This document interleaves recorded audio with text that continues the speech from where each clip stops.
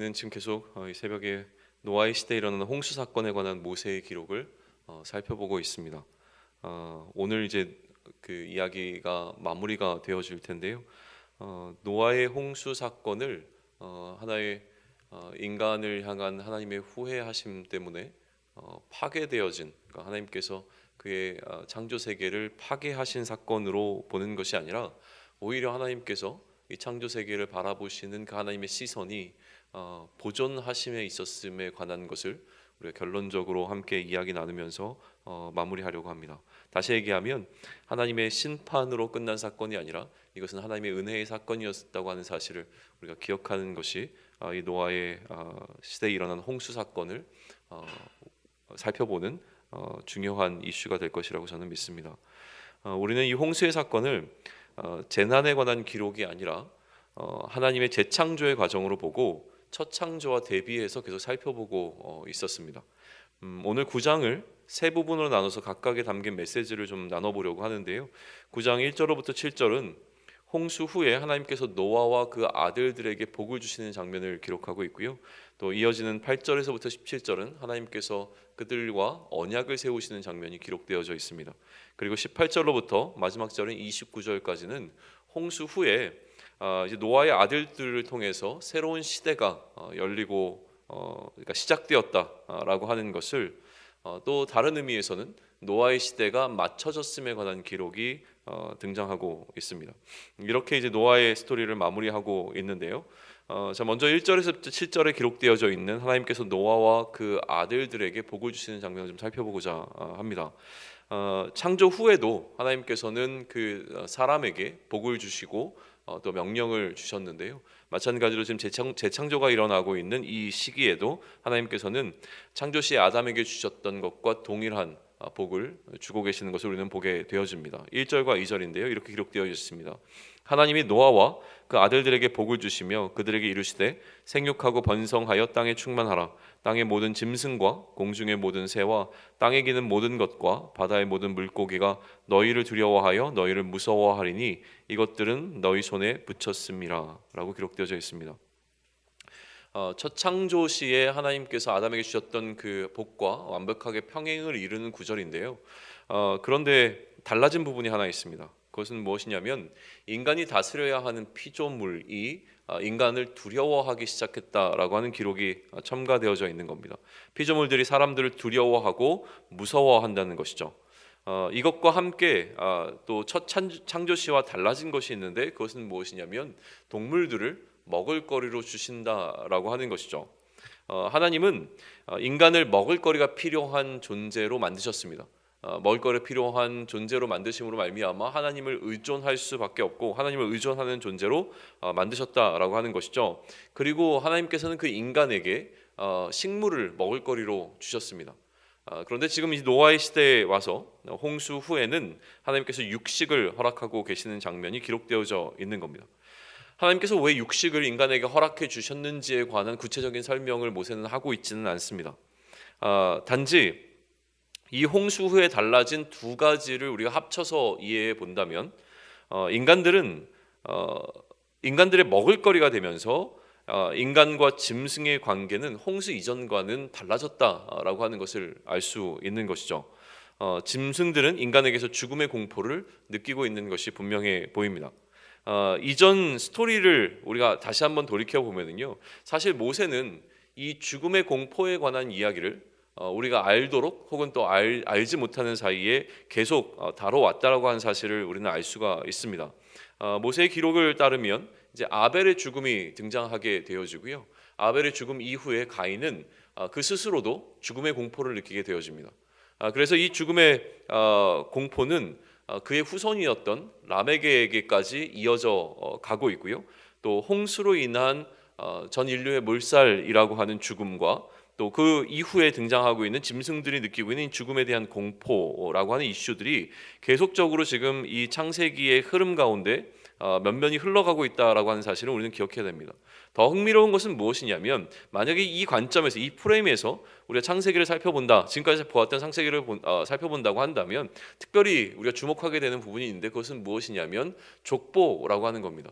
족보를 기록하는 과정도 그것에서 보여지는 것은 무엇이냐면 한 인간이 탄생하고 죽었다라고 하는 기록이라고 하는 것이죠. 생명과 죽음이라고 하는 이 두 가지 사실이 계속 창세기 안에서 흘러가고 있는 것은 굉장히 흥미로운 것 가운데 하나입니다.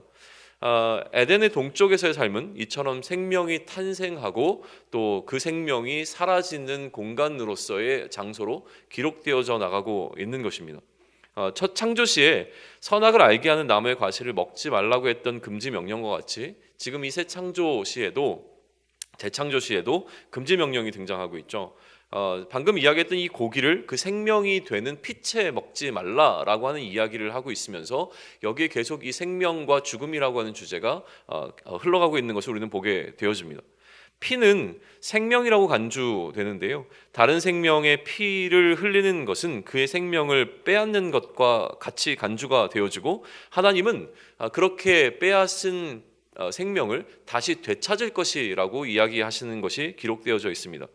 그리고 이 고기를 피채 먹지 말라고 하는 명령은 6절에서 인간을 살해하는 것에 관한 기록으로 이제 확대되어지고 있고요. 이 이야기를 마치고 모세는 1절에서 기록한 복을 7절에서 다시 한번 반복하고 있는 것이 보입니다.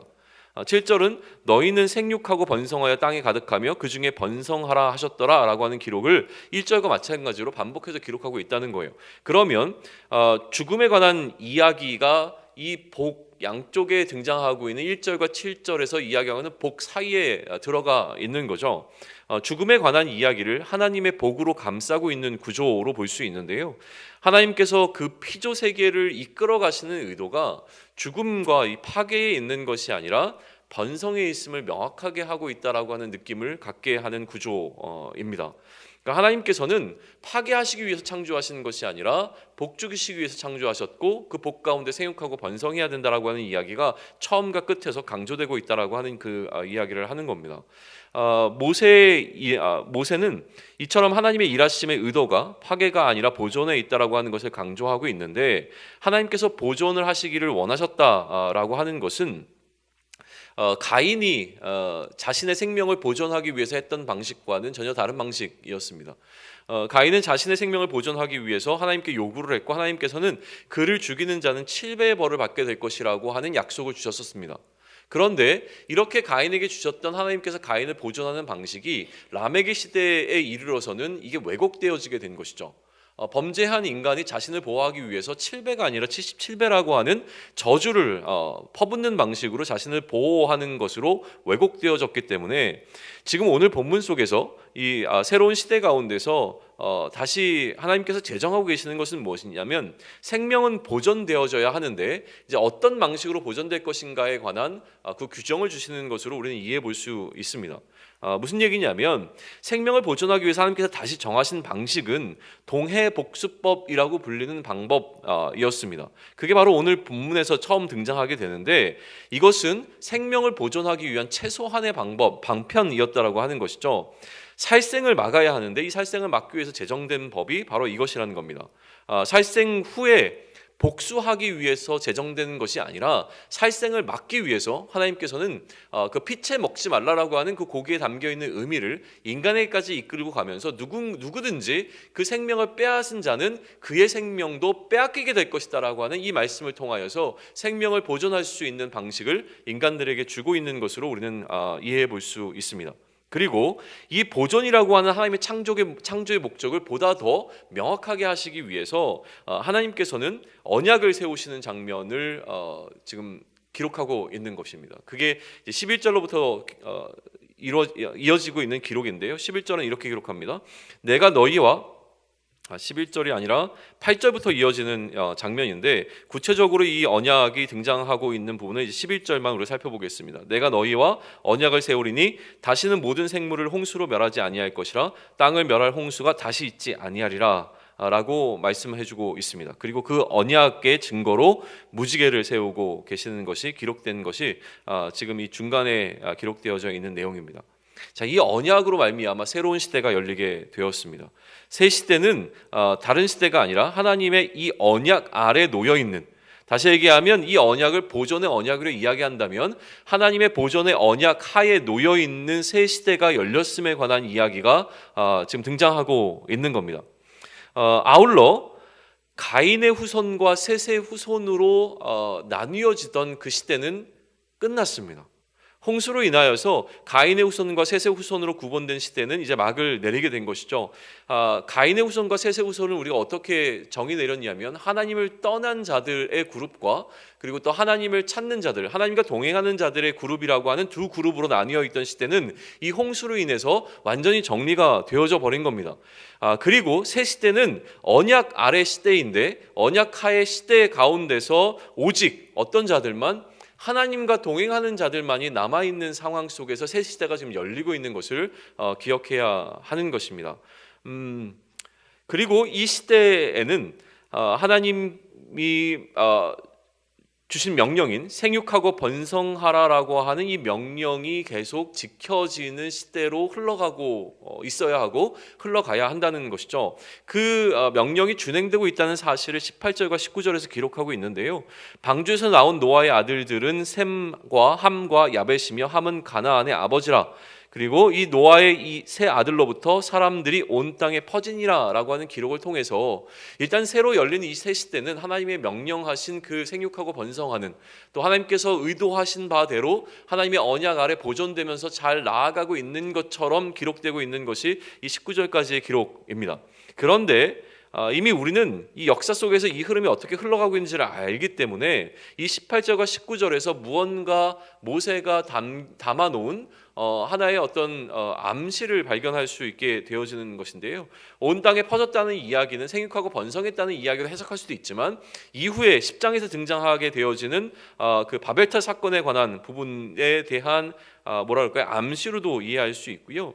또 오늘 특별히 이제 우리가 더 주목해서 보게 될 텐데 가나안이 강조되고 있는 것을 좀 우리는 살펴볼 수 있습니다. 18절에서 그 세 아들에 관한 기록을 모세가 하면서 특별히 함은 가나안의 아버지라고 특별히 지칭하고 있는 것을 우리는 주목해 볼 필요가 있습니다. 왜 모세는 이 함을 굳이 가나안의 아버지라고 지금 기록하고 있는가라고 하는 것을 우리는 좀 질문하면서 살펴볼 필요가 있다라고 하는 것이죠. 굳이 함을 가나안의 아버지라고 부르고 있는데 문제는 그 이후에 등장하는 모세가 삽입해 놓은 하나의 에피소드입니다. 이 세 아들과 노아가 그 땅 가운데서 살아가고 있는 가운데 일어났던 수많은 일들 가운데서 한 가지 사건을 지금 모세는 특별히 강조해서 기록하고 있는데 그 기록 가운데서 가나안의 아버지였던 함이 부정적으로 그려지고 있다는 사실인 것이죠. 모세는 노아가 이제 농사를 시작하면서 포도나무를 심었고 그 포도주를 만들어서 마시고 취해서 장막 안에서 벌거벗었던 그 사건을 기록하면서 함과 또 그 아들들 다른 아들들이 어떻게 그 아버지를 대했는가에 관한 기록을 지금 하고 있는데 그런데 이 내용을 가만히 살펴보면은요 우리가 기본적으로는 이 함이 나빴다라고 하는 전제 속에서 본문을 살펴보니까 함이 실제로 무언가 나쁜 것을 행한 것처럼 읽혀집니다. 그런데 20절부터 23절을 제가 다시 한번 읽을 때에 한번 살펴보시면 함의 문제가 도대체 무엇인가라고 하는 것은 20절부터 23절가에 등장하지 않습니다. 한번 보시죠. 노아가 농사를 시작하여 포도나무를 심었더니 포도주를 마시고 취하여 그 장막 안에서 벌거벗은지라. 문제는 오히려 노아에게 있는 것처럼 느껴집니다. 그리고 22절인데요. 가나안의 아버지 함이 그 아버지의 하체를 보고 밖으로 나가서 그 두 형제에게 알림해. 자, 여기에 우리는 굉장히 많은 이제 부수적인 해석을 했기 때문에 마치 이 함이 무언가 큰 잘못을 하고 막 나가서 아버지를 조롱하며 두 형제에게 들어와서 아버지가 벗은 모습을 봐라 막 이런 식으로 뭐 이야기했다 이런 이야기들 너무 많이 들었기 때문에 마치 함이 그렇게 한 것처럼 느껴집니다. 그러나 실제로 성경의 기록은 함이 그렇게 했는지에 관한 기록을 하지 않고 있다는 거예요. 단지 함은 장막 안에 들어가서 아버지가 그렇게 지금 다 벗고 있는 상태인 것을 보았고 나와서 형제들에게 이야기를 했습니다. 무슨 얘기를 했는지는 기록되어지지 않습니다. 그러니까 함에 대한 판단은 우리가 잠시 유보할 필요가 있는 것이죠. 그리고 난 이후에 셈과 야벳이 옷을 가져다가 자기들의 어깨에 메고 뒷걸음쳐 들어가 그들의 아버지의 하체를 덮었으며 그들이 얼굴을 돌이키고 그들의 아버지의 하체를 보지 아니하였더라. 자, 실제로 아버지가 그러한 상태에 있었다라고 하는 것을 들은 두 아들은 아버지의 모습을 보지 않기 위해서 최선을 다해서 애쓰고 있는 모습이 기록된 것이 23절의 내용입니다.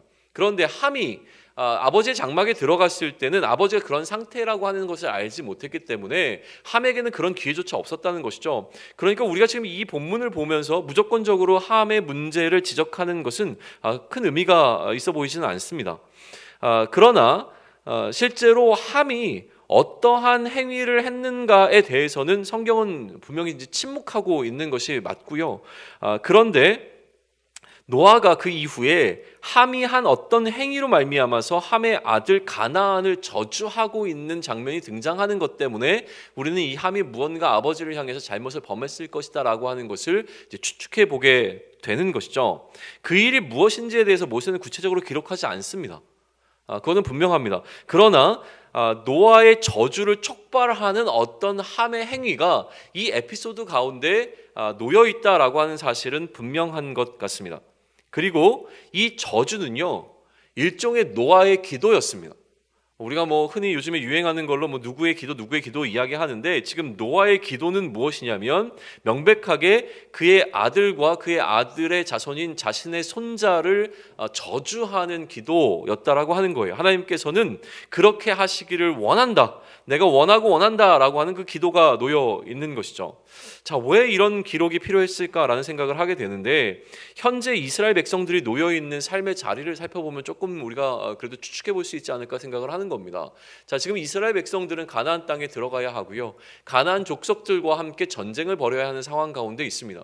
그러니 모세는 그의 5권의 책을 이스라엘 백성들에게 남기면서 그들이 이 가나안 족속과 전쟁을 벌여야 하는 그 명확한 이유와 또 그 땅에 들어가서 하나님께서는 2가지를 말씀하셨는데, 애굽 사람들과 섞이지 말고 또 가나안 사람들과도 섞이지 말고 너희들이 하나님의 백성으로 살아라 라고 하는 명령을 주셨는데, 그들과는 달리 어떻게 구별된 삶을 살아야 되는가, 또 왜 그렇게 구별된 삶을 살아야 되는가에 대한 명확한 이유를 제공해 줘야 됐을 것입니다.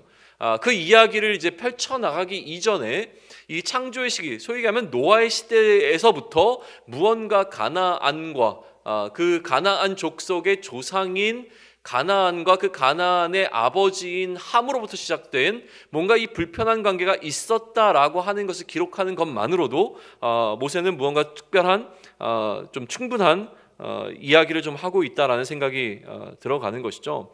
모세의 의도가 좀 보이는 것은 무엇이냐면, 이 이야기는 이제 앞으로 이 전쟁의 명분을 제공하는 거에 있어서의 어떤 시발점이 되었을 것이라고 하는 것을 좀 추측해 볼 수 있습니다. 자, 이 에피소드를 간단히 이제 삽입한 모세는 노아의 스토리를 이전의 족보의 흐름에 따라서 이제 마무리를 하게 되어집니다. 노아의 죽음에 관한 죽음을 이제 기록하면서 이 전체적인 노아의 시대에 일어났던 홍세 사건을 마무리하고 있는 거죠. 자, 정리해 보죠. 이스라엘에게 오는 본문은 무슨 의미였을까라고 했을 때, 방금 이야기한 것처럼 가나안과의 전쟁의 상황을 이제 받아들이는 부분에 있어서 무언가 좀 이 본문이 역할을 했을 것 같은 것은 좀 분명해 보입니다. 그런데 그것보다도 중요한 것은 무엇이냐면 이제 언약이라고 하는 부분인 겁니다. 이 노아의 사건이 주고 있는 가장 중요한 키워드 가운데 하나는 무엇이냐면, 하나님이 그 홍수 이후에 인간들과 언약하셨다라고 하는 부분에 있습니다. 지금 이스라엘 백성들은 이 모든 일들을 어떤 과정 가운데 하고 있냐면 하나님과의 언약 하에서 지금 하고 있는 겁니다. 하나님께서 이스라엘 백성에게 가나안 땅을 주시기로 언약하셨고, 하나님께서 그들의 하나님 되시기로 언약하셨습니다. 그러니까 이 언약이라고 하는 것과 이 언약을 믿는 믿음 가운데 그들이 행하는 이 걸음들은 상당히 중요한 것이라고 하는 것이죠. 그러다 보니 지금 모세는 이 이스라엘 백성들에게 하나님의 언약이 주어지는 그 가장 명확한 첫 번째 언약을 노아의 시대부터 기록해 나가고 있는 것이죠. 그러니 이제 인간들은 단순히 하나님의 피조물로 존재하는 것이 아니라 하나님의 언약 하에서 존재하고 있는 상태가 되어졌습니다. 그리고 그 하나님의 언약은 무엇이냐면, 그 인간들을 내가 보존해야겠다라고 하는 언약이었다고 하는 것이죠. 하나님의 보존 언약 아래 놓여 있는 삶이 되어진 것입니다. 자, 여기에 굉장히 중요한 키워드가 있다고 이슈가 있다고 저는 믿는데요. 무엇이냐면 이것이 바로 노아의 기록이 우리에게 주는 메시지일 거라고 생각을 하는 겁니다. 보존이라고 하는 하나님의 일하심은 하나의 큰 원리입니다. 홍수는 파괴로 보이는 하나님의 일하심이 분명합니다. 그러나 하나님의 일하심은, 하나님의 본래 어떤 일하심의 목적은 파괴에 있는 것이 아니라 분명히 보존하심에 있다라고 하는 것을 보여줍니다. 그러니 하나님의 삶의, 하나님의 일하심의 원리가 파괴가 아니라 보존이라면 우리의 삶의 원리도 파괴가 아니라 보존에 있어야 하는 겁니다. 실제로 우리가 삶을 살아가면서 파괴하는 것은 굉장히 쉽습니다. 관계를 파괴하는 것도 쉽고, 우리가 어떤 것을 무너뜨리는 것은 사실 그것을 보존하는 것보다 훨씬 더 쉬운 일처럼 보여집니다. 그런데 지금 새롭게 열린 시대는 하나님이 보존하시는 그 보존의 언약 가운데서 흘러가고 있는, 그 질서 가운데 흘러가고 있는 시대가 열렸음에 대해서 우리는 좀 묵상해 볼 필요가 있다라고 하는 것인데요. 그 이전에 인간이 하나님께 불순종하고 난 다음에 인간의 삶을 이끌고 있는 패턴 가운데 하나는 무엇이냐면 죽음의 공포가 이끄는 삶이었습니다. 실제로 지금도 어떻게 보면 이 죽음의 공포는 여전히 우리에게 영향력을 행사하고 있죠. 그런데 우리가 이 죽음의 공포 때문에 살아갈 것인가? 아니면 하나님의 보존의 언약을 믿는 그 믿음 가운데 보존의 언약이 우리를 이끌어가는 그 삶을 살 것인가라고 하는 것은 우리의 선택의 문제입니다. 하나님의 언약을, 우리를 보존하시겠다고 하시는 그 하나님의 언약을 믿는 믿음 가운데 살아갈 것인가, 아니면 내가 죽음에 대한 공포 가운데서 죽지 않기 위해서 발버둥 치며 살아가는 삶을 살 것인가라고 하는 이 두 삶의 형태 가운데서 우리는 한 가지를 선택해야 한다는 것이죠. 오늘 나의 삶의 흐름이 어떠한 방식으로 흘러가고 있는지를 돌아보게 하고 묻게 하게 하는 그 본문이 바로 이 노아의 이야기라고 하는 것입니다.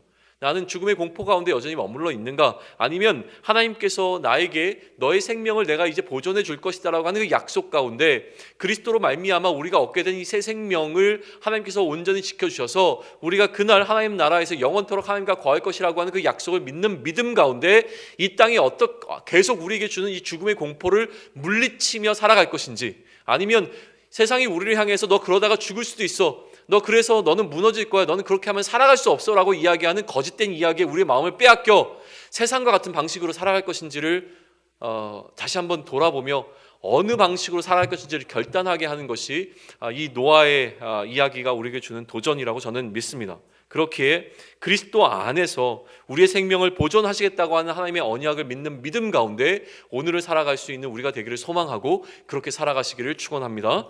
아멘.